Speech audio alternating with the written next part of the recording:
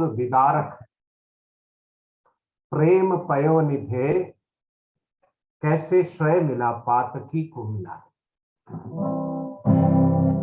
सुंदर तारक सुंदर तारक सुंदर तारक परमानंद कारण है। सुंदर तारक परमानंद कारण है।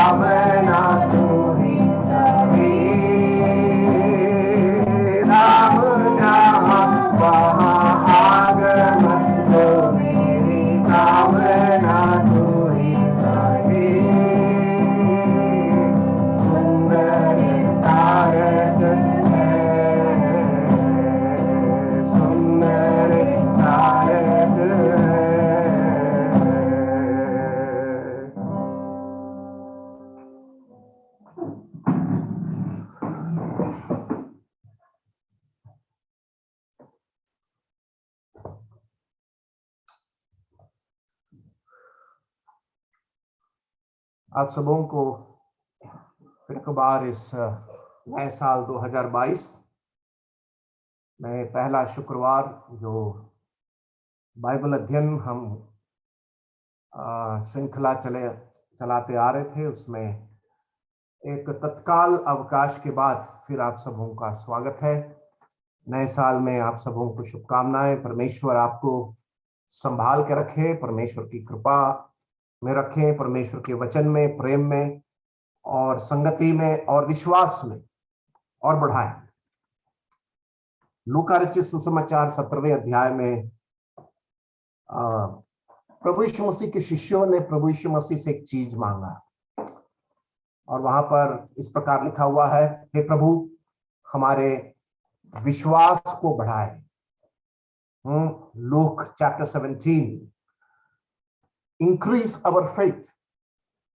होने दे कि ये साल हम प्रभु से ये प्रार्थना करें, हे प्रभु हमारे विश्वास को बढ़ा और ये साल परमेश्वर की महिमा के लिए जीने के लिए इस्तेमाल कर, हमें और हियाव हिम्मत धैर्य दे। और परमेश्वर का वचन जैसे जैसे आप अध्ययन करते जाते हैं उतना प्रभु के करीब आने के लिए परमेश्वर आप सबों को सहायता करे। फिर एक बार आप सबों का बहुत बहुत धन्यवाद आपकी प्रार्थनाओं के लिए, सहयोग के लिए, समय के लिए और सारे उपकार और भलाई जो आप प्रभु यीशु मसीह का शरीर कलीसिया के लिए जो करते हैं आप, उसके लिए भी प्रभु के नाम की स्तुति हो। मरकुस रचित सुसमाचार 14वां अध्याय, the gospel of mark chapter 14। मरकुस रचित सुसमाचार 14वां अध्याय और आज हम देखेंगे 53 से लेकर 65 तक, फ्रॉम वर्स 53 टू वर्स 65। मरकुस रचित सुसमाचार 14वां अध्याय 53 वर्स 53 टू वर्स 65। फिर वे यीशु को महायाजक के पास ले गए और प्रधान याजक और पुरनिये और शास्त्री उसके यहाँ इकट्ठे हो गए। पतरस दूर ही दूर उसके पीछे पीछे महायाजक के आंगन के भीतर तक गया और प्यादों के साथ बैठकर आग तापने लगा। प्रधान याजक और सारी महासभा यीशु को मार डालने के लिए उसके विरोध में गवाही की खोज में थे, पर ना मिली, क्योंकि बहुत से उसके विरोध में झूठी गवाही दे रहे थे, पर उनकी गवाही एक सी ना थी। तब कुछ लोगों ने उठकर उसके विरुद्ध ये झूठी गवाही दी, हमने इसे ये कहते सुना है, मैं इस हाथ के बनाए हुए मंदिर को उठा दूंगा और 3 दिन में दूसरा बनाऊंगा जो हाथ से ना बना हो। इस पर भी उनकी गवाही एक सी ना निकली। तब महायाजक ने बीच में खड़े होकर यीशु से पूछा, तू कोई उत्तर नहीं देता? ये लोग तेरे विरोध में क्या गवाही देते हैं? परंतु वह मौन साधे रहा और कुछ उत्तर ना दिया। महायाजक ने उससे फिर पूछा, क्या तू उस परम धन्य का पुत्र मसीह है? यीशु ने कहा, मैं हूँ, और तुम मनुष्य के पुत्र को सर्वशक्तिमान की दाहिनी ओर बैठे और आकाश के बादलों के साथ आते देखोगे। तब महायाजक ने अपने वस्त्र फाड़ कर कहा, अब हमें गवाह का और क्या प्रयोजन है? तुमने ये निंदा सुनी, तुम्हारी क्या राय है? उन सब ने कहा कि ये वध के योग्य है। तब कोई तो उस पर थूकने और कोई उसका मुंह ढांकने और उससे घूंसे मारने और उससे कहने लगे, भविष्यवाणी कर, और प्यादों ने उसे पकड़कर थप्पड़ मारे। परमेश्वर के वचन के पढ़े जाने पर परमेश्वर अपनी सामर्थ और बहुतायत से आशीष उंडेले। यह वाला भाग जो हमने पढ़ा मत्ती रचित सुसमाचार उसका 26 अध्याय, उसका 57 से 68 में भी हम पाते हैं। Matthew 26 57 to 68। और उसके बाद लूका रचित सुसमाचार 22वां अध्याय उसके 54, लूक 22 वर्स 54, और यूहन्ना 18वां अध्याय उसका 12, 18 और 24। John chapter 18 verse 12, 18 and 24। तो इस प्रकार जो हमारा विषय है प्रभु यीशु मसीह का परीक्षण, the trial of Jesus Christ, Yeshu Masih का परीक्षण, ये चारों सुसमाचार के लेखकों ने लिखा है। खासकर मत्ती, मरकुस और यूहन्ना उसको बहुत ही विस्तारित रूप से उसका बखान किया है। प्रभु यीशु मसीह का जो परीक्षण या पेशी या ट्रायल जो था, वो एक न्यायिक प्रक्रिया में बिल्कुल नहीं किया गया था, बिल्कुल भी नहीं किया गया था। It was a miscarriage of justice.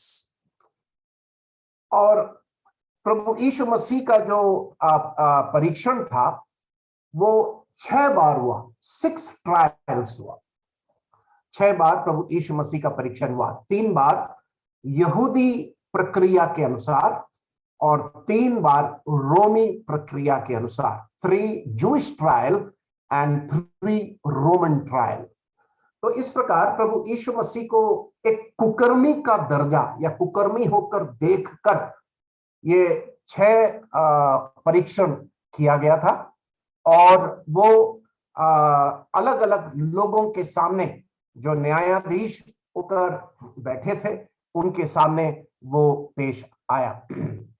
सर्वप्रथम हम प्रभु यीशु मसीह को अन्नास के सामने उसकी पेशी हम देखते हैं।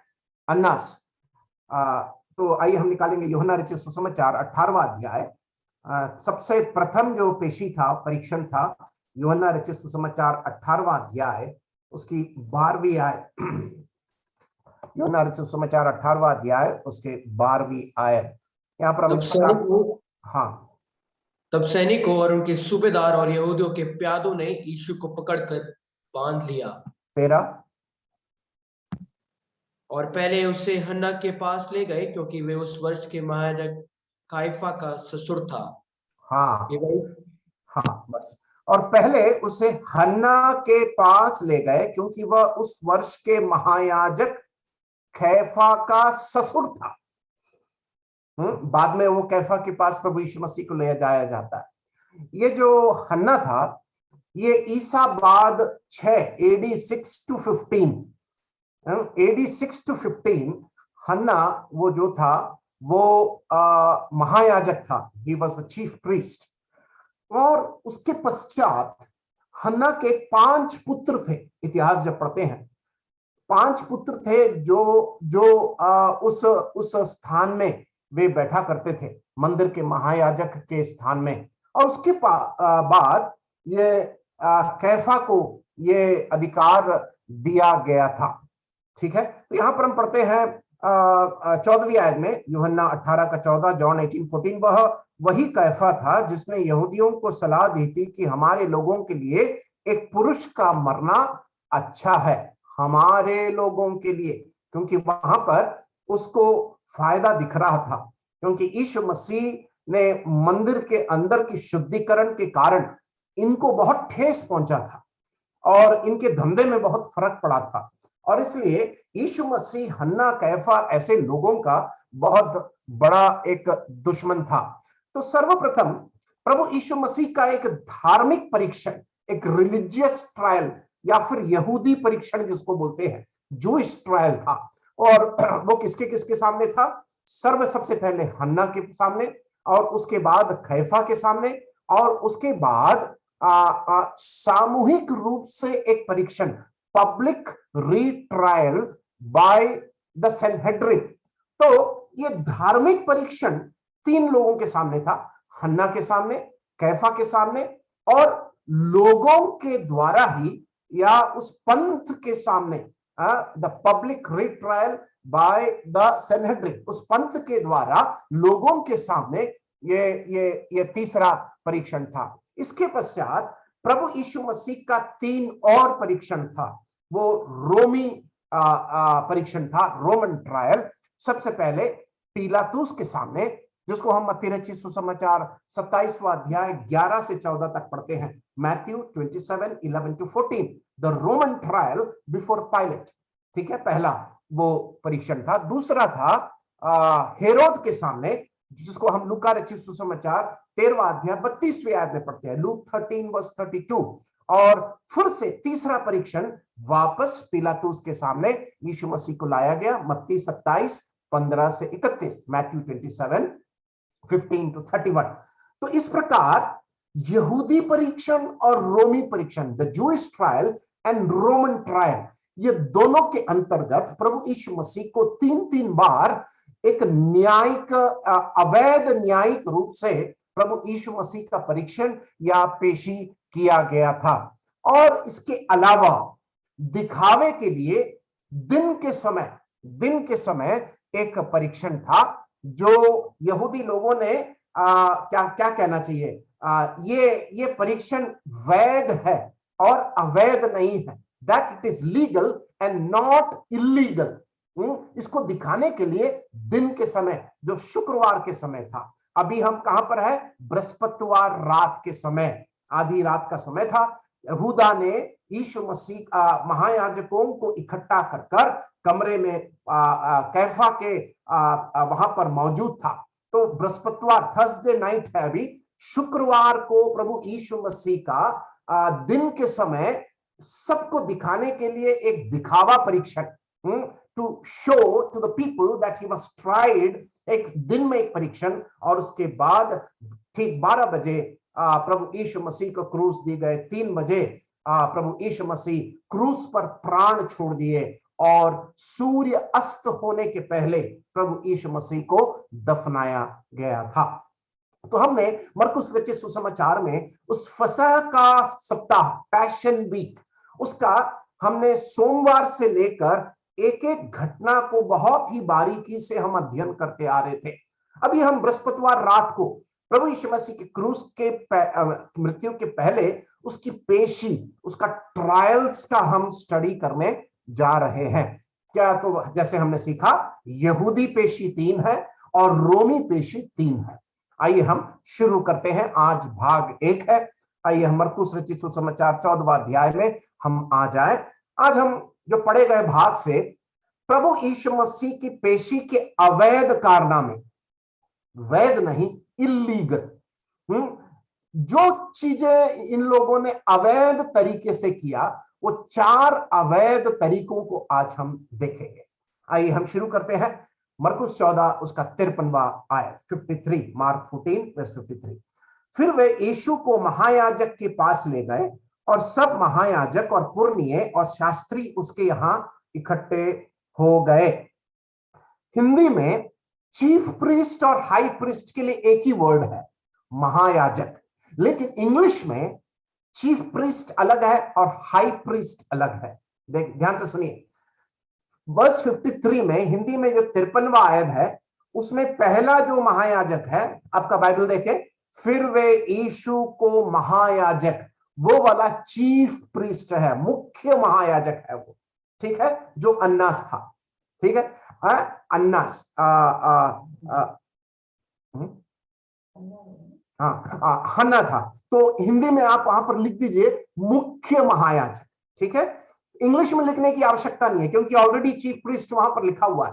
हिंदी में ये चीफ प्रीस्ट और हाई प्रीस्ट का एक ही वर्ड यूज किया गया, इसलिए थोड़ा सा कंफ्यूजन उत्पन्न हो सकता है, ठीक है। तो क्योंकि उसका बखान मैं अभी करूंगा।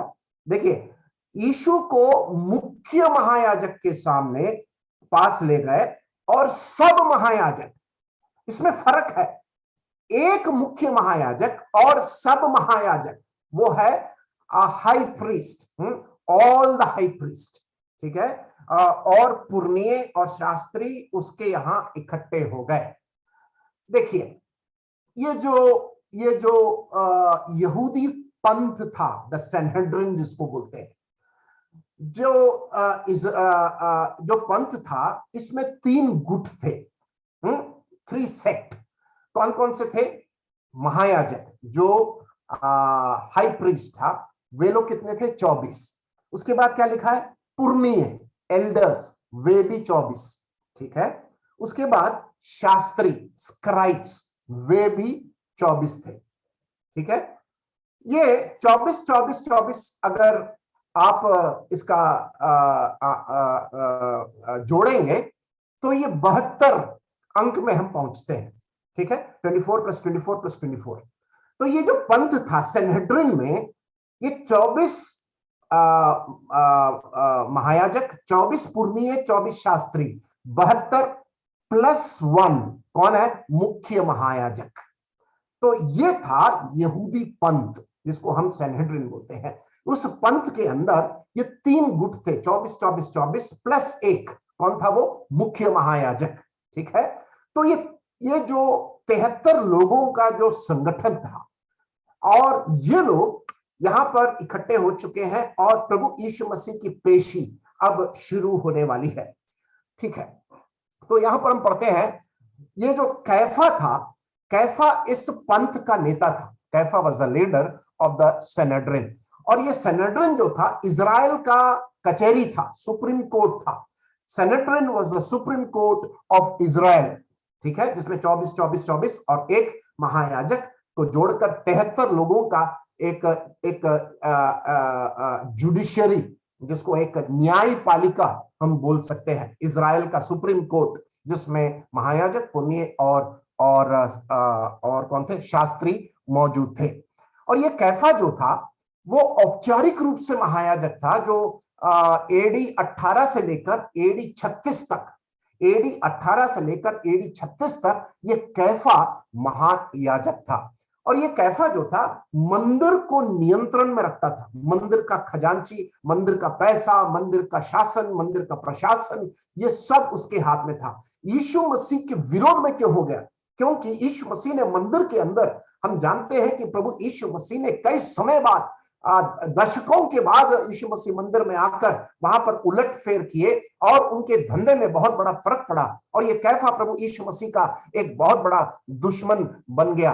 और इस मंदिर के धंधे से भ्रष्टाचार बहुत था। इस मंदिर के धंधे से कैफा को और उस पंथ के लोगों को बहुत मुनाफा और फायदा होता था। और इसलिए प्रभु यीशु मसीह के विरोध में ये पंथ एकजुट हो गया। वैसे एकजुट नहीं है लोग, इनका अपने अपने मतभेद है। प्रभु यीशु मसीह को पकड़कर मृत्यु दंड देने के लिए ये पंथ, जो इजराइल का सुप्रीम कोर्ट है, महायाजक, पुरनी और शास्त्री मिलकर, और वे यीशु मसीह के विरोध में अवैध षड्यंत्र, अवैध न्यायपालिका, बिना कोई जुर्म के यीशु मसीह को पकड़कर क्रूस उन्होंने दिया। और इसलिए ये जो पंथ था, वे पहले से ही इकट्ठा हो चुके थे। हम जानते हैं कि यहूदा ने इन सबको इकट्ठा करके लाया। 43वीं आयत से जब हम पढ़ते हैं, यहूदा इन सबको इकट्ठा करके लेकर आ चुका था। और ये जो यहूदी परीक्षण, जूइश ट्रायल, वो अन्नास के सामने शुरू होता है, जो एक अनौपचारिक इनफॉर्मल एग्जामिनेशन, एक अनौपचारिक परीक्षण था अन्नास के सामने। ठीक है, जो इसको हमने यूहन्ना रचित सुसमाचार 18वां अध्याय 12 से लेकर 14 तक पढ़ा। अब इस परीक्षण की एक बहुत ही दयनीय बात, वेरी सैड पार्ट यह है, मैं 6 बातें बताऊंगा जो अवैध तरीके से हुआ, जो यीशु मसीह के पक्ष में नहीं था। सबसे पहले, वे कभी भी किसी भी समय में यीशु मसीह का 3.5 साल की सेवा में यीशु मसीह का कोई भी जुर्म को वे पकड़ नहीं पाए। नो क्राइम अगेंस्ट क्राइस्ट, ये पहली बात। दूसरी बात, ये जो न्यायपालिका है, जो व्यवस्था के विरुद्ध में रात को इकट्ठा हुई, in the middle of the night, ये व्यवस्था के विरोध में था। ये बिल्कुल व्यवस्था के विरुद्ध में था कि ये न्यायपालिका, ये जो पंथ है, आधी रात को इस न्यायपालिका को अपने उस ऐलान को करने के लिए इकट्ठा हो रहे हैं। ये दूसरी बात है। तीसरी बात, कोई स्थापित न्यायाधीश नहीं है, एस्टैब्लिश जज कोई नहीं है। सब अपने अपने मर्जी से न्यायाधीश होकर ऐलान कर बैठ चुके हैं। कोई एक संगठित कचहरी नहीं है, देयर इज नो कोर्ट, कोई संगठित कचहरी नहीं है। और उसके बाद कोई भी लीगल प्रोसिक्यूशन नहीं, वैध तरीके से वहां पर प्रोसिक्यूट करने के लिए किसी के पास कोई औपचारिक अधिकार, किसी भी न्यायाधीश के पास जो अपने आप को जज कहता है, उसके पास नहीं था। और हम आखिरी में पढ़ते हैं, ये फसह के समय किया जो व्यवस्था के विरुद्ध में था। तो जूइश ट्रायल जो था, it was not according to the Jewish law. न्यायिक जो परीक्षण है यहूदी लोगों ने यीशु मसीह का, जो यहां पर अन्नास और कैफास यहां पर कर रहे हैं प्रभु यीशु मसीह का, वो बिल्कुल भी व्यवस्था के आधार पर नहीं था। उसके आधारभूत सिद्धांतों पर उन्होंने बिल्कुल नहीं चलाया। और इसलिए यीशु मसीह को बिना जुल्म के वे उसको मरा हुआ देखना चाहते थे। They wanted him dead without any crime. ठीक है, अब इस कहानी में एक विशेष मोड़ है 54 आयत में, वर्स 54। आप उसको पढ़ेंगे तो बड़ा अटपटा सा लगेगा कि इसके बीच में पतरस को क्यों मरकुस लेकर आया। ध्यान से सुनिए, देखो 53 को हमने पढ़ा, वहां पर शुरू हो रहा है। अब 54 वर्स 54, पतरस दूर से उसके पीछे पीछे महायाजक के आंगन के भीतर तक गया और प्यादों के साथ बैठकर आग तपने लगा। मरकुस इस पूरे घटनाक्रम में पतरस को लाकर बीच में फंसा देता है, और यहां पर पतरस जो है कायरता और जिज्ञासा के बीच में फंसा हुआ है। मैं इंग्लिश में बोलूंगा, Peter is stuck between curiosity and cowardice. कायरता और जिज्ञासा, कवर्डिस एंड क्यूरियोसिटी। पतरस जो है वहां पर जिज्ञासा थी उसके अंदर, यहां पर आंगन में क्या होने वाला है। एक, पतरस को यह मालूम करना था क्योंकि पतरस यीशु मसीह से बहुत करीब था और उसकी जिज्ञासा वाजिब है, लेकिन उस जिज्ञासा के पीछे या अंदर ही अंदर एक डरपोक पतरस को हम देखते हैं। We see a frightened Peter in the midst of that curious Peter. उस जिज्ञासा रखने वाला पतरस के अंदर ही अंदर एक डरपोक है, एक कायर पतरस को हम देखते हैं। और मरकुस वहां पर ये दोनों स्वभाव जो पतरस के अंदर था उसको लाकर वहां पर 54वें आयत में उसको फिट कर देता है, क्योंकि उस पूरे कहानी में पतरस का एक बहुत महत्वपूर्ण कड़ी होकर मरकुस देखता है। He sees that link of Peter as a very important link, क्योंकि बाद में हम जानते हैं पतरस 3 बार मुर्ग के भागने के पहले उसने यीशु मसीह का इनकार किया। इसलिए ये जो लिंक है बहुत इंपॉर्टेंट है। मैं कई बार इसको सोचा, मरकुस ने इस घटनाक्रम में पतरस का एक वर्ड्स को यहां पर क्यों जोड़ दिया, क्योंकि बाद में हमें पता चलेगा कब 66वें आयत से जब हम पढ़ते हैं मरकुस ने ऐसा क्यों लिखा वहां पर, क्योंकि उसकी जिज्ञासा और उसकी कायरता, ये दोनों का जो संगम था वो एक विरोधाभास का संगम था। उसकी इतनी जिज्ञासा होती तो सामने छाती तान कर खड़ा हो जाना था, नहीं किया, क्योंकि उसके अंदर एक कायर पतरस भी था, जिज्ञासा रखने वाला पतरस और कायरता का पतरस। आइए हम आगे बढ़ते हैं और इस प्रकार हम देखते हैं कि सबसे पहले इस देखते हैं कि अवैध व्यवस्था की गई यीशु मसीह का यहूदी परीक्षण, illegal arrangement of first Jewish trial, 53वें आयत में। आइए हम दूसरे बात में हम चलते हैं जो 55 से लेकर 59 तक, 55 to 59 तक हम दूसरा अवैध, वो क्या है, अवैध गवाहियों का इंतजाम हो रहा है, इलीगल टेस्टिमनीज। ठीक है, हम यहां पर अब मत्ती रचित सुसमाचार में भी जाएंगे। आइए हम इसको पढ़ते हैं 55 से। महायाजक और सारी महासभा यीशु के मार डालने के लिए उसके विरोध में गवाही की खोज में थे, पर न मिली, क्योंकि बहुतेरे उसके विरोध में झूठी गवाही दे रहे थे, पर उनकी गवाही एक सी ना थी। अंडरलाइन करें उसके, उनकी गवाही एक सी ना थी। The testimonies were not collaborating. ठीक है, तब कितनों ने उठकर उस पर यह झूठी गवाही दी। एक सी गवाही नहीं थी तो कितनों ने उठकर झूठी गवाही दे दी कि हमने इससे यह कहते सुना है कि मैं इस हाथ के बनाए हुए मंदिर को ढा दूंगा और 3 दिन में दूसरा बनाऊंगा जो हाथ से ना बना हो। इस पर भी उनकी गवाही एक सी ना निकली। यहां पर पहली बात हमने क्या देखा, पुरनियों ने, शास्त्रियों ने, महायाजकों ने, इजराइल के जो नामधारी कचहरी के न्यायाधीश लोगों ने अवैध व्यवस्था की यीशु मसीह का न्यायिक जांच के लिए, न्यायिक परीक्षण के लिए, for the illegal arrangement of Jewish trial. That is the first thing. Second, illegal testimonies, अवैध गवाहियों को सामने खड़ा कर इस बात को साबित करने के लिए कि यीशु मसीह दोषी है, इसने जुल्म किया है। क्योंकि हम जानते हैं कि किसी व्यक्ति को मुजरिम ठहराने के पहले हम जब रोमी या जूइश यहूदी न्यायिक प्रक्रिया का अध्ययन करते हैं, आप बिना जुल्म के एक व्यक्ति को आप क्रूस या न्यायिक दंड, जुडिशियल पनिशमेंट नहीं दे सकते, और इसलिए उनको गवाहियों का, गवाह का स्थापित करना बहुत जरूरी था। इसलिए उन्होंने क्या किया, आइए हम मत्ती रचित सुसमाचार का 26वें अध्याय में हम जाएंगे। मत्ती रचित सुसमाचार उसका 26वां अध्याय में जब हम जाते हैं 57 से जब हम पढ़ते हैं, हम पढ़ते हैं उसका 59 मैथ्यू 26:59 महायाजक और सारी महासभा यीशु को मार डालने के लिए उसके विरोध में झूठी गवाही की खोज में थे। मत्ती भी उसको वहां पर लिखा है।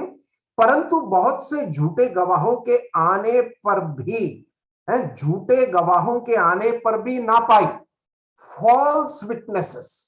आज भी हम कचहरी में झूठे गवाहों को पैसे देकर खरीदा जाता है। यहां पर यहूदी पंथ जो था, पुरनीय शास्त्री लोगों ने भी बाहर जाकर पैसे देकर, रिश्वत देकर झूठे गवाहों को खरीद कर लेकर आए। दे ब्राइब्ड द विटनेसेस। वे झूठे गवाहों को पैसे देकर लेकर आए। अंत में कोई आना नहीं चाहता था। अंत में 2 जनों ने, 61 भी आए, 2 जनों ने आकर कहा कि इसने कहा है कि मैं परमेश्वर के मंदिर को ढा सकता हूं और उसे 3 दिन में बना सकता हूं। यीशु मसीह ये जो कथन है 3 साल पहले कब कहा था मालूम आपको? यूहन्ना रचित सुसमाचार 2 अध्याय उसकी 19वीं आयत में, उसकी सेवकाई की शुरुआत में यीशु मसीह ने यह भविष्यवाणी की थी। और इन्होंने, ये जो 2 गवाह जिनको पैसे देकर खरीद के लेकर आए, उनको वो याद आ गया, उनको और कोई बात याद नहीं आई। वो भी यीशु मसीह के कथन को तोड़ मरोड़ कर गलत उसका इंटरप्रिटेशन निकालकर वहां पर उन्होंने रखा। यीशु मसीह ने क्या कहा था? आइए निकालेंगे यूहन्ना रचित सुसमाचार उसका 2 अध्याय, यूहन्ना रचित सुसमाचार उसका 2 अध्याय उसका 19वीं आयत। यीशु ने उनको उत्तर दिया कि इस मंदिर को ढा दो और मैं उसे 3 दिन में खड़ा कर दूंगा। वहां पर यीशु मसीह अपने पुनरुत्थान के बारे में बात कर रहे हैं। और ये जो झूठे गवाह लोग हैं, वे वहां पर यीशु मसीह की बात को बिना समझे यरूशलेम के मंदिर की बात कहकर यीशु मसीह पर झूठे गवाह स्थापित कर कर आरोप लगाए। ये बात सच है कि AD 70 में यरूशलेम का मंदिर को वो ढाया गया, लेकिन यीशु मसीह वहां पर अपने पुनरुत्थान के बारे में, मत्ती में आ जाए उसके 26वें अध्याय में, यहां लिखा है अंत में 26वें अध्याय 61 में, अंत में 2 जनों ने आकर कहा कि इसने कहा है, क्या कहा उसने? कि मैं परमेश्वर के मंदिर को ढा सकता हूं और उसे 3 दिन में बना सकता हूं। तब महायाजक ने खड़े होकर उससे कहा, क्या तू कोई उत्तर नहीं देता? और इस प्रकार वे 2 लोगों को पकड़ कर लेकर आए और उनकी भी जो गवाही है आपस में मेल नहीं खा रहा था। Their testimonies also was not matching against each other। और इसलिए हम पढ़ते हैं व्यवस्था विवरण उसका 17वां अध्याय उसके 6वें आयत में, गवाहों जाता है, गवाहों का जो गवाही है, 2 लोगों की गवाही में आपस में मेल होना चाहिए। 2 लोगों की गवाही में अगर आपस में मेल नहीं है तो इसका मतलब वो फॉल्स विटनेस है। व्यवस्था विवरण 17:6, ड्यूट्रोनॉमी 17:6, ड्यूट्रोनॉमी 19:15। 2 witnesses have to agree with each other to clarify a crime। हम व्यवस्था में पढ़ते हैं, लेकिन यहां पर वो व्यवस्था के विरोध में उनका कोई भी गवाही आपस में मेल नहीं खा रहा था। महायाजक ने जब सुना तो यीशु मसीह से कहता है, क्या तू कोई उत्तर क्यों नहीं देता? तो सबसे पहले हमने देखा अवैध इंतजाम। अवैध इंतजाम 6 कारण को मैंने आपके सामने बताया, जहां पर यीशु मसीह की पेशी, जो यहूदी पेशी था, वो अवैध था। इट वॉज इलीगल इन महायाजकों के द्वारा, पुरनियों के द्वारा, शास्त्रियों के द्वारा, क्योंकि वे यीशु मसीह के बहुत कठोर शत्रु हो चुके थे। दूसरा हमने देखा कि वे अवैध गवाहों को लाकर गवाही की बोली से यीशु मसीह के जुल्म को साबित करने की वे कोशिश कर रहे थे। आइए हम मरकुस में वापस आ जाए, उसका 56 वर्स 56, मार्क 14 वर्स 56। क्योंकि बहुत तेरे उसके विरोध में झूठी गवाही दे रहे थे, पर उनकी गवाही एक सी ना थी। पढ़ा आपने? उनकी गवाही एक सी ना थी। तो ये पंथ के लोग वहां पर भी फेल हो गए। गवाहों को पैसे में खरीद कर लेकर आए, लेकिन उनको यह भी नहीं पता कि व्यवस्था में क्या लिखा है गवाही देते समय, उनकी गवाही एक सी ना थी। 57, तब कितनों ने उठकर उस पर फिर झूठी गवाही देने लगे।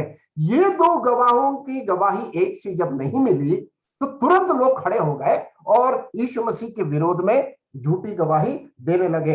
और 58 में हमने उसको देख लिया मत्ती में कि हमने ये कहते सुना है कि इस हाथ के बनाए हुए मंदिर को ढा दूंगा और 3 दिन में दूसरा बनाऊंगा जो हाथ से ना बना हो, जो हाथ से ना बना हो।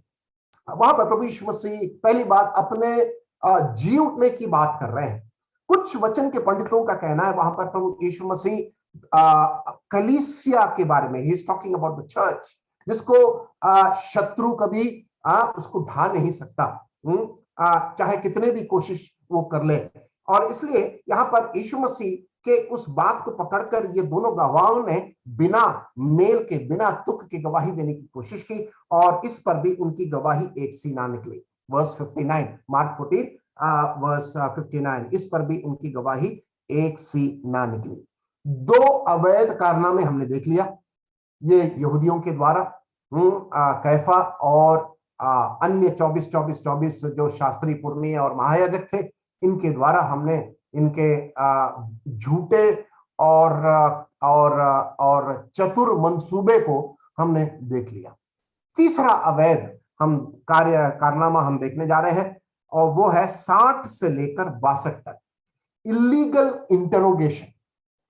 अवैध तरीके से उनके ऊपर प्रहार किया गया, इलीगल इंटरोगेशन, सवाल किया गया, सवालों का प्रहार जो अवैध था। देखिए, तब महायाजक ने वर्स 60 ने बीच में खड़े होकर यीशु से पूछा कि तू कोई उत्तर नहीं देता, ये लोग तेरे विरोध में क्या गवाही देते हैं?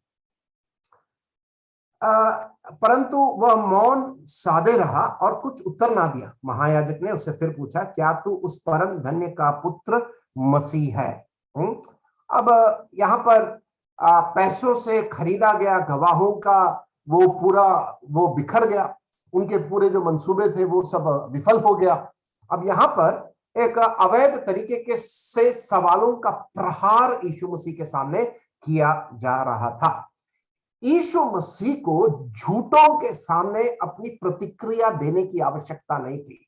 He had no reason to respond to these corrupt liars. झूठे न्यायिक प्रक्रिया करने वाले इस पंथ के लोगों के सामने यीशु मसीह को जवाब देने की कोई आवश्यकता नहीं थी।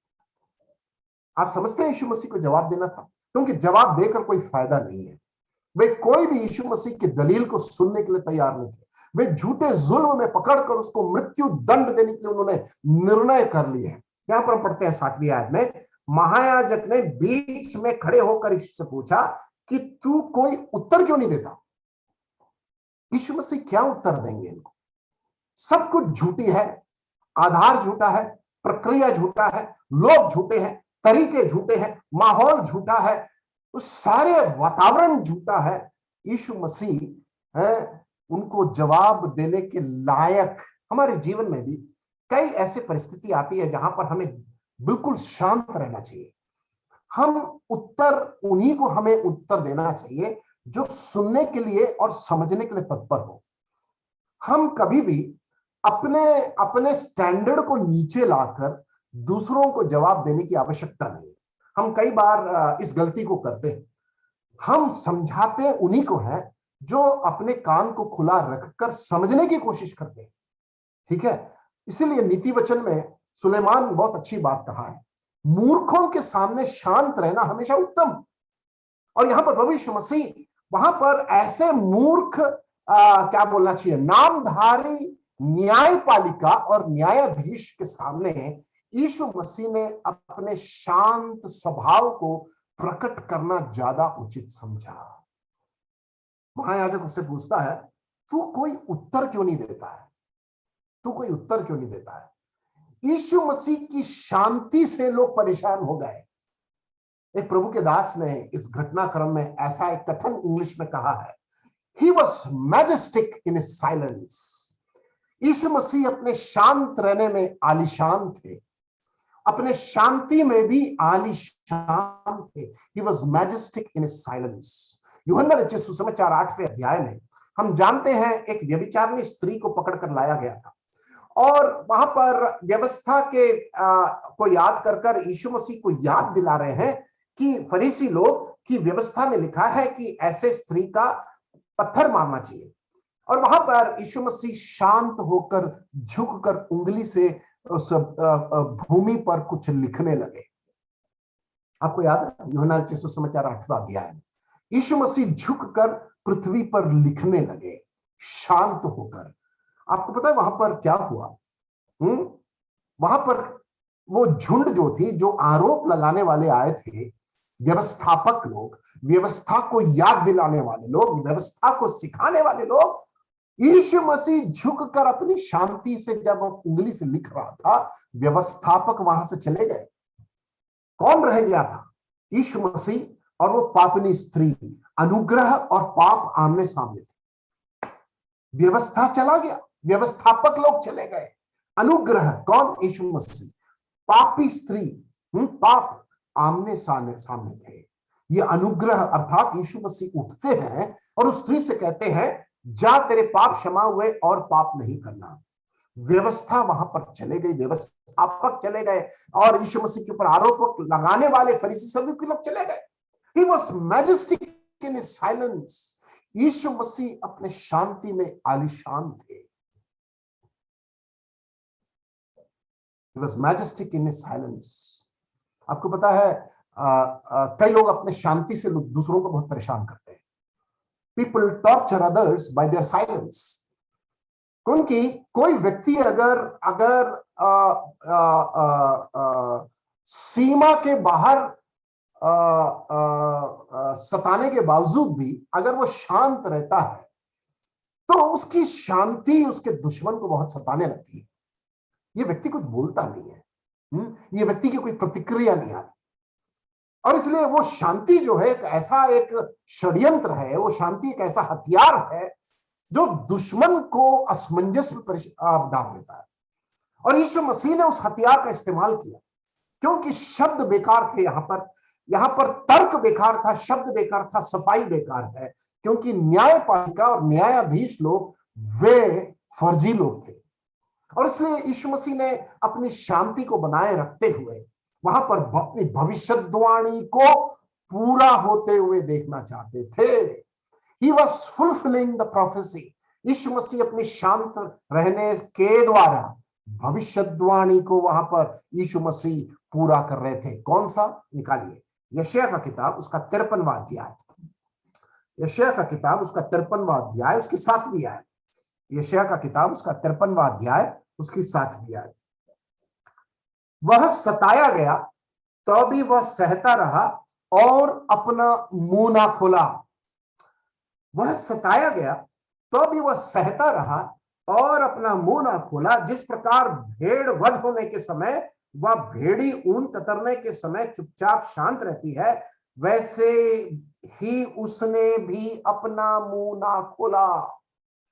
700 साल पहले यशायाह भविष्यद्वक्ता ने यीशु मसीह की शांति के संबंध में भविष्यवाणी की।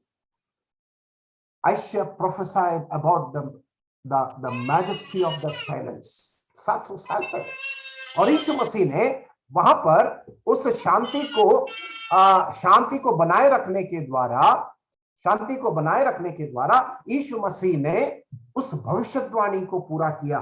भेड़ या फिर जो वध होने के समय ऊन कतरने के समय शांत रहती है, वैसे उसने भी अपना मुंह ना खोला। उसका 8वीं आयत, यशायाह 53 का 8, आइशाया 53 वर्स 8। अत्याचार करके और दोष लगाकर वे उसे ले गए। उस समय के लोगों में से किसने इस पर ध्यान दिया कि वह जीवितों के बीच में से उठा लिया गया।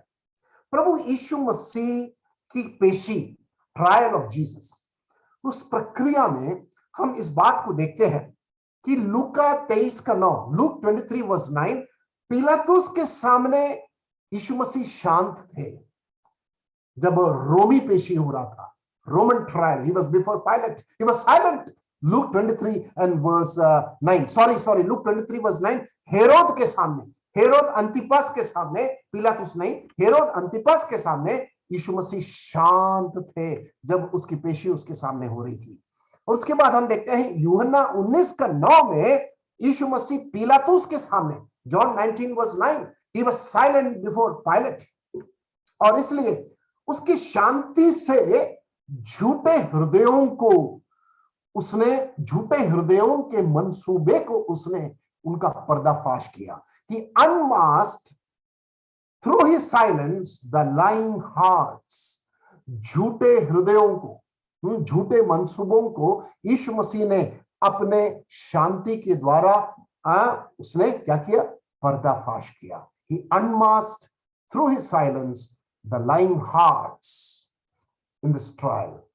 प्रभु यीशु मसीह के एक बहुत बड़े स्वभाव को वहां पर हम देखते हैं। महायाजक पूछता है, तू कोई उत्तर क्यों नहीं दे रहा है? 60वीं आयत में, ये लोग तेरे विरुद्ध में क्या गवाही देते हैं? 61वीं आयत, परंतु वह मौन साधे रहा। He was majestic in his silence, वह मौन साधे रहा और कुछ उत्तर ना दिया। महायाजक ने उससे फिर पूछा, क्या तू उस परम धन्य का पुत्र मसीह है? पहली बार एक लेजिटिमेट क्वेश्चन, एक वैध और सही सवाल महायाजक ने पूछा। अभी तक तो सब अवैध था। ये जो सवाल है, ये तो सवाल बहुत अच्छा सवाल है। It was a legitimate question, बहुत अच्छा सवाल है। क्या तू उस परम धन्य का पुत्र है? और यहां पर वे लोग जवाब सुनकर ईश निंदा समझते हैं, ईश्वर की निंदा, ब्लास्फेमी बोलते हैं अंग्रेजी में।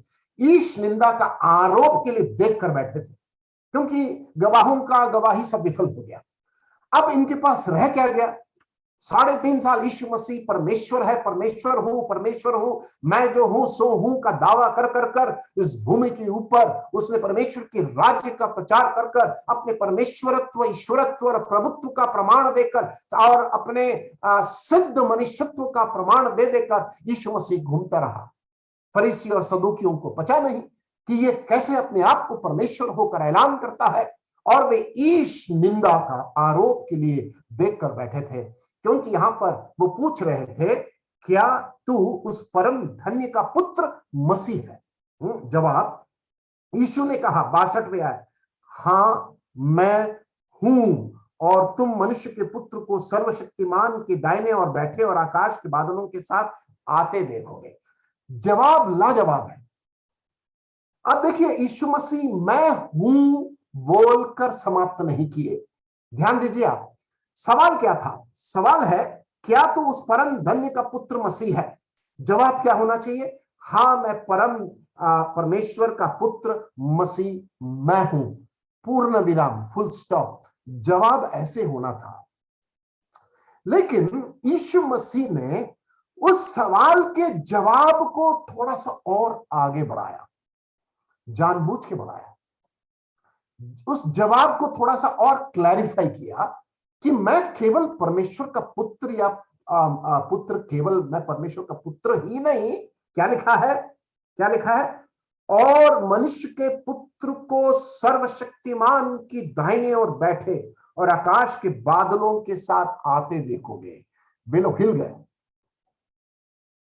ठीक है, यूहन्ना रचित सुसमाचार में 23 बार 23 टाइम्स यूहन्ना यीशु मसीह के परमेश्वरत्व, that he is I am, मैं हूं, 23 बार इस बात को उल्लेख कर करके यीशु मसीह के ईश्वरत्व का प्रमाण देता है। यूहन्ना रचित सुसमाचार में 23 times the evidence that I am, मैं वो परम धन्य परमेश्वर का पुत्र मसीह हूं। अब सवाल का जवाब यीशु मसीह दिए, उसके बाद थोड़ा सा आगे बढ़ते हैं और कहते हैं, तुम मनुष्य के पुत्र को, परमेश्वर का पुत्र, मनुष्य का पुत्र। देखिए वहां पर यीशु मसीह अपने दैवीयता और सिद्ध मनुष्यता के उस बहुत बड़े डॉक्ट्रिन को समझा रहे हैं। यीशु मसीह, प्रेरितों के काम 1 अध्याय में हम पढ़ते हैं कि यीशु मसीह जिस प्रकार से उठा लिए गए थे, वहां पर लिखा है कि वो उसी प्रकार वह वापस बादलों पर आने वाला है। तो यहां पर यीशु मसीह वहां पर उस बात को समझा रहे हैं, मनुष्य का पुत्र को सर्वशक्तिमान की दाहिनी ओर बैठे। मैं केवल परमेश्वर का, धन्य परमेश्वर का पुत्र मसीह केवल वह नहीं, मैं अधिकार रखने वाला परमेश्वर का पुत्र हूं। I am the son with authority. मैं अधिकार रखने वाला पुत्र हूं। परमेश्वर के पुत्र को सर्वशक्तिमान की दाहिने ओर बैठे और आकाश के बादलों के साथ आते देखोगे। यीशु मसीह ने वहां पर, ध्यान से देखिए, इट इज वेरी इंटरेस्टिंग। वहां पर भूतकाल को, वर्तमान काल को और भविष्य काल को, तीनों को एक साथ मिलाकर सवाल पूछने वालों का जवाब दे दिया। He brings the past, he brings the present, he brings the future। वो तीनों को मिलाकर यीशु मसीह ने वहां पर एक बहुत बड़ा जवाब दे दिया। 3.5 साल तक उसने कहा कि मैं परम धन्य परमेश्वर का पुत्र, मैं परमेश्वर का पुत्र मैं हूं। ठीक है, अब वहां पर यीशु मसीह वर्तमान की बात को कहा। उसने क्या कहा? उसने, मैं मनुष्य का पुत्र को सर्वशक्तिमान की दाहिने ओर बैठे। आज what is the work of Christ? आज पर प्रभु यीशु मसीह का काम क्या है? वर्तमान में पिता के दाहिने ओर वो विराजमान, उपस्थित, हमारे लिए श्रेष्ठ महायाजकीय सेवा कर रहा है, हमारे विनती को पिता तक पहुंचा रहा है। He is our high priest, जो मनुष्य और परमेश्वर के बीच में जो बिछुई है, वो याजकीय, महायाजकीय काम आज पिता के दाहिनी ओर बैठकर कर रहा है। भविष्य काल, आगे क्या लिखा है? आकाश के बादलों के साथ आते देखोगे। यीशु मसीह जो समय और काल के परे ईश्वर है, is about time and space. Yeshu Masih जो समय और काल के परे परमेश्वर, अनंत काल का परमेश्वर है, वो भूतकाल, वर्तमान काल और भविष्य काल को मिलाकर अपने अस्तित्व को और परमेश्वरत्व को और अपने अधिकार को और अपने ईश्वरत्व का प्रमाण वहां पर देकर उनके सवाल का जवाब देता है। ब्यूटीफुल। वहां पर एक्चुअली उस पूर्ण विराम में उसका सवाल खत्म हो जाता है, मैं परम धन्य परमेश्वर का पुत्र हूं, बोलो। लेकिन यीशु मसीह वहां पर समाप्त नहीं किए, क्योंकि उनकी समझ को खोलना बहुत जरूरी था। उनको यह जानकारी देना जरूरी था कि मैं केवल परम धन्य परमेश्वर का पुत्र केवल उसमें सीमित नहीं हूं, मैं और भी कुछ हूं, मैं और भी कुछ हूं। और इसलिए यहां पर हम पढ़ते हैं, तीसरा कारनामा उनका क्या था? एक अवैध प्रकार का सवालों का प्रहार कर यीशु मसीह के सामने वे सवाल करते। आखिरी, आइए हम 63 से लेकर 65 तक, आखिरी हम देख रहे जा रहे हैं अवैध सेंटेंस, इलीगल सेंटेंस, अवैध निर्णय, इलीगल सेंटेंस यहां पर पढ़ते हैं। तब महायाजक ने अपने वस्त्र फाड़ कर कहा, अब हमें गवाहों का और क्या प्रयोजन? तुमने यह निंदा सुनी, तुम्हारी क्या राय है? उन सब ने कहा, वह वध के योग्य है। तब कोई तो उस पर थूकने और कोई उसके मुंह ढांपने और उसे घूंसे मारने और उससे कहने लगे कि भविष्यवाणी कर, और प्यादों ने उसे लेकर थप्पड़ मारे। आपने देखा, सबसे पहले हमने देखा अवैध व्यवस्था। इस पुरनीय, शास्त्रीय और महायाजकों के द्वारा 73 लोगों का पंथ में जो लोग थे, उन्होंने अवैध व्यवस्था की यीशु मसीह की पेशी। दूसरा हमने देखा, यीशु मसीह को अवैध गवाहियों के द्वारा उसको पकड़ने की कोशिश की। तीसरा हमने देखा, अवैध सवालों का प्रहार कर कर यीशु मसीह से सवाल करने लगे। और चौथा, यहाँ पर एक अवैध प्रकार का एक निर्णय वे ऐलान करते हैं। वो निर्णय क्या लिखा है? वह वध के योग्य है, इलीगल सेंटेंस अगेंस्ट जीसस। यहां पर हम पढ़ते हैं कि महायाजक अपने वस्त्र फाड़ कर कहा, अब हमें गवाहों का और क्या प्रयोजन है?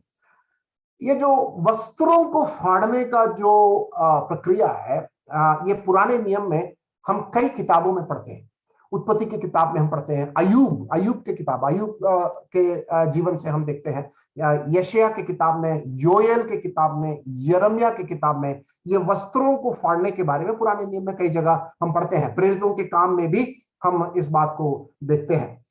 ये जो वस्त्र फाड़ने की अनुमति नहीं थी, निकाले लेवी व्यवस्था, उसका 21वां अध्याय, उसकी 10वीं आयत, व्यवस्था में क्या कहा गया है वस्त्र फाड़ने के संबंध में? लेवी व्यवस्था 21वां अध्याय और उसकी 10वीं आयत।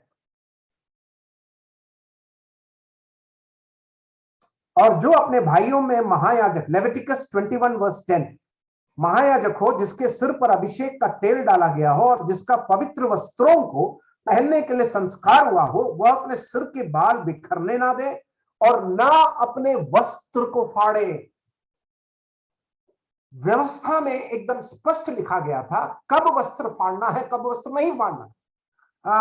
लेवी व्यवस्था 10वां अध्याय निकाले, उसका 6वीं आयत, लेविटिकस चैप्टर 10 एंड वर्स 6। तब मूसा ने हारून से और उसके पुत्र एलियाजर और इतमार से कहा, तुम लोग अपने सिरों के बाल मत बिखराओ और ना अपने वस्त्रों को फाड़ो, ऐसा ना हो कि तुम भी मर जाओ और सारी मंडली पर उसका क्रोध भड़क उठे। परंतु वह इस्राएल के कुल घराने के लोग जो तुम्हारे भाई बंधु हैं, यहोवा की लगाई हुई आग पर विलाप करें। वस्त्र फाड़ने के लिए व्यवस्था के अंदर अनुमति नहीं थी, है? और यहां पर यह महायाजक क्या करता है, वस्त्र को फाड़ता है। और इसलिए यहां पर वध के योग्य होकर उन्होंने एक ऐलान किया। किस चीज पर? ईश निंदा, ब्लास्फेमी। इसने परमेश्वर की निंदा की है, अपने आप को परमेश्वर होकर ऐलान कर उसने ईश निंदा भी की है। इसलिए इसको क्या दंड देना चाहिए, मृत्यु दंड, जुडिशियल सेंटेंस देना बहुत जरूरी है। लेवी व्यवस्था 24 के 16 में हम ईश निंदा की व्यवस्था वहां पर हम पढ़ते हैं, निकालेंगे। लेवी व्यवस्था 24 का 16, लेवी व्यवस्था उसका 24, Leviticus chapter 24 and verse 16। Leviticus 24:16, यहोवा के नाम की निंदा करने वाला निश्चय मार डाला जाए। व्यवस्था में ईश निंदा के लिए व्यवस्था थी। यहोवा के नाम की निंदा करने वाला निश्चय मार डाला जाए। सारी मंडली के लोग निश्चय उसको पत्थरवा करें, चाहे देशी हो चाहे परदेशी। यदि कोई इस नाम की निंदा करे तो वो मार डाला जाए। पुराने नियम में ईश निंदा के लिए व्यवस्था एकदम स्पष्ट था, लेकिन प्रभु यीशु मसीह यहां पर ईश निंदा बिल्कुल नहीं किए। उन्होंने अपने परमेश्वरत्व, ईश्वरत्व, प्रभुत्व, मनुष्यत्व का प्रमाण अनेकों अद्भुत कामों के द्वारा, शिक्षाओं के द्वारा और उनके सिद्ध निष्पाप जीवन के द्वारा वे दे चुके थे। और उन्होंने इतना ही नहीं, वहां पर महायाजक के सवाल में उनके वर्तमान के काम और भविष्य में जो आने वाला राजा शासन को स्थापित करेगा, इसका भी प्रमाण देकर उन्होंने अपने ईश्वरत्व की संपूर्ण स्वभाव और गुण स्वभाव को देकर उन्होंने प्रमाण दे दिया था। कहीं भी ईश निंदा का मुकदमा नहीं लगता है। लेकिन ईश निंदा किया कर महायाजक ने वस्त्र को फाड़ दिया। और उसके बाद क्या लिखा है, तुमने उसकी निंदा सुनी, 64वीं आयत बस 64, तुम्हारी क्या राय है? उन सब ने कहा वह वध के योग्य है। तब कई तो उस पर थूकने, कई उसका मुंह ढांपने और उसे घूंसे मारने, उससे कहने लगे भविष्यवाणी कर, और प्यादों ने उसे लेकर थप्पड़ मारे। मत्ती 26 में जाइए, हम समाप्त करने जा रहे हैं। मत्ती 26, वहां पर भी मत्ती ने इस बात को अच्छे से इसका वर्णन किया है। मत्ती 26 उसकी 65 है शायद, या 67, मैथ्यू 26 एंड वर्स 67। तब उन्होंने उस पर मुंह पर थूका और उसे घूंसे मारे और उन्होंने थप्पड़ मार के कहा, हे मसीह, हे मसीह यहां पर लिखा हुआ है। यहां पर वो शब्द नहीं है, हे मसीह नहीं लिखा हुआ है, मत्ती लिखा है हे मसीह, हमसे भविष्यवाणी करके कहा कि किसने तुझे मारा। यीशु मसीह की निंदा की सीमा को, उस क्रूरता को यहां पर हम देखते हैं। क्या क्या किया उन्होंने? उसके मुंह पर थूका। आपको पता है यहूदी संस्कार में मुंह पर थूकना सबसे बड़ी बदनामी होती है। It is the gravest personal insult in Jewish tradition to spit on somebody. किसी व्यक्ति के ऊपर थूकना यहूदी संस्कार में सबसे निंदनीय काम होता है। गिनती का किताब उसका 12 का 14 में लिखा हुआ है, निकालेंगे नहीं, नंबर्स चैप्टर 12 वर्स 14, कि पुराने नियम में किसी के ऊपर थूकना यहूदी संस्कार में सबसे निंदा की बात समझी जाती है। वो व्यक्ति बहुत ही निंदित होता है। गिनती 12 का 14, नंबर्स चैप्टर 12 वर्स 14। और उसके बाद क्या लिखा है, उसे घूसे मारे हैं, उसके बाद औरों ने थप्पड़ मारा, मार के कहा, हे मसीह हमसे भविष्यवाणी करके कहा कि किसने तुझे मारा। उसका मजाक उड़ाने लगे। वे अपने कलाइयों का इस्तेमाल कर कर यीशु मसीह को वहां पर उन्होंने निंदा। और ये सब उनके हृदय की क्रूरता, हृदय के अंधकार का अंधकार और हृदय का पतन, उनके पाप में पड़े रहने का उस पतन अवस्था को दिखा रहा था, जो कि आज मनुष्य का सही अवस्था है। मनुष्य अंधकार में पड़ा हुआ है, उस अंधकार में अवस्था में वो विकसित नहीं हो रहा है। हमें ऐसा लगेगा संसार विकसित हो रहा है, प्यारो नहीं। हमें ऐसा लग रहा है संसार में बहुत डेवलपमेंट हो रहा है, प्यारो नहीं। मनुष्य का विकास नहीं हो रहा है। आज मनुष्य का इस अंधकार में, इस अवस्था में, उसके क्रूरता में, उसके पाप में अवस्था में, उसके पतन की अवस्था में और बदतर और गिरता जा रहा है। द डिप्राविटी ऑफ मैन, मनुष्य परमेश्वर से बहुत दूर है उस पाप के कारण, पाप की अवस्था के कारण, उस ओरिजिनल सिन, बुनियादी पाप के कारण, उसके पाप के कुकर्म के कारण।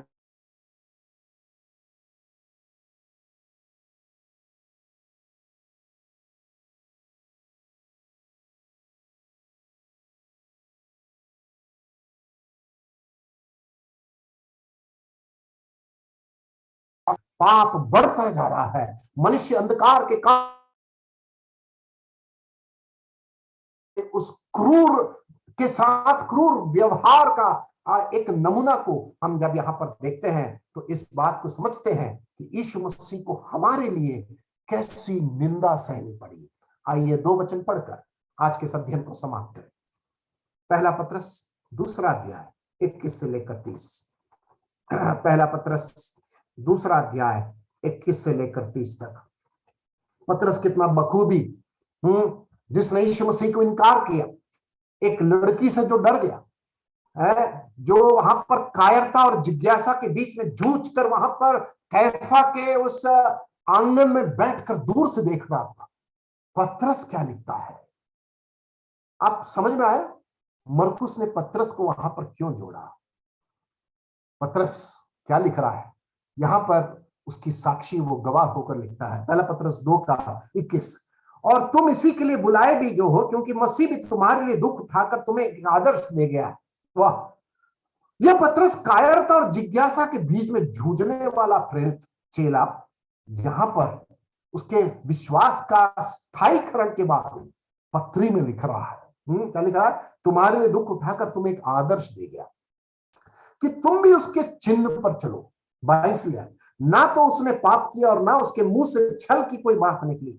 वो गाली सुनकर गाली नहीं देता था और दुख उठाकर किसी को भी धमकी नहीं देता था, पर अपने आप को सच्चे न्यायी के हाथ में सौंप देता था। वो आप ही हमारे पापों को अपनी देह पर लिए हुए क्रूस पर चढ़ गया, जिससे हम पापों के लिए मर सके और धार्मिकता के लिए जीवन बिताएं। क्या what is scripture portion this is. इसको पढ़ने के बाद आप उस पूरे घटनाक्रम को, यीशु मसीह की शांति, यीशु मसीह की पेशी, उस पूरे 6 न्यायिक पेशी और परीक्षण को पढ़ने के बाद आप जब इसको पढ़ेंगे तो आपके रोंगटे खड़े हो जाएंगे और कहेंगे, मेरा मसीह, प्यारा मसीह शांत रहकर उसने सच्चे न्याय के हाथ में सौंपकर हमें बचाकर, ताकि हम धार्मिकता के लिए जीवन बिताएं। पत्रस उसको बखूबी लिखता है।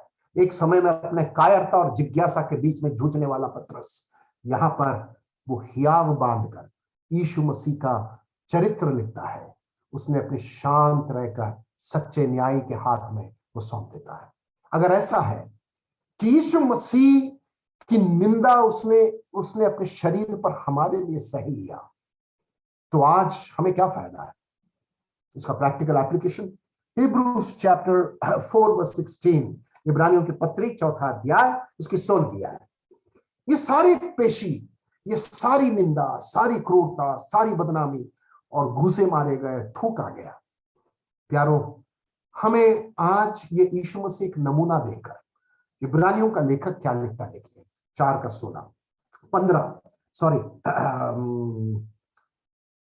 15 Hebrews 4:15-16।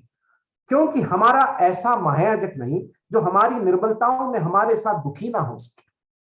हमारी कमजोरी और निर्बलता में हमारा मसीह जो है एक ऐसा महायाजक नहीं है जो दुखी ना हो सके, वरन वह सब बातों में हमारी नाई परखा तो गया। सही बात है, परखा गया था, तो भी निष्पाप निकला। यह महायाजक हमारा मसीह निष्पाप निकला। शांत रहकर उसने अपनी निष्पाप अवस्था को दिखाकर सच्चे न्याय के हाथ में अपने आप को सुल दिया है। इसलिए आओ हम अनुग्रह के सिंहासन के निकट हियाव बांध कर चले कि हम पर दया हो और वह अनुग्रह पाए जो आवश्यकता के समय हमारी सहायता करे। यीशु मसीह क्योंकि उस आग की भट्टी, परमेश्वर की आग, क्रोध की भट्टी, परमेश्वर की उस न्याय की भट्टी के अंदर पिता परमेश्वर ने अपने पुत्र को डाला और अपने हाथ को उठा दिया, अपने मुंह को फेर लिया। पुत्र वहां पर निंदा, क्रूरता और उस दंड को, दर्द को, क्लेश, संकट, मुसीबत, मृत्यु तक आज्ञाकारी रहकर उस पिता के क्रोध में अधीन रहकर सह कर निकला, फिर भी निष्पाप निकला। अगर ऐसा मसीह हमारा महायाजक है तो आज हमें क्या फायदा है। इसलिए इब्रानियों का